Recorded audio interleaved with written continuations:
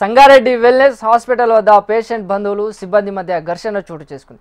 మదిరి గ్రామానికి చెందిన మహానంది అనే మహిళ ప్రసవం కోసం వెల్నెస్ హాస్పిటల్లో అడ్మిట్ అయింది. అయితే ఆ మహిళ మృతి చెందడంతో వైద్యుల నిర్లక్ష్యమే కారణమని మృతురాలి కుటుంబ సభ్యులు బంధువులు ఆందోళనకు దిగారు. ఆసుపత్రిపై దాడికి పాల్పడ్డారు. హాస్పిటల్ గుర్తింపు రద్దు చేయాలని, మృతి చెందిన కుటుంబానికి 50 లక్షల నష్టపరిహారం ఇవ్వాలని ఆసుపత్రి ఎదుట ఆందోళన చేశారు.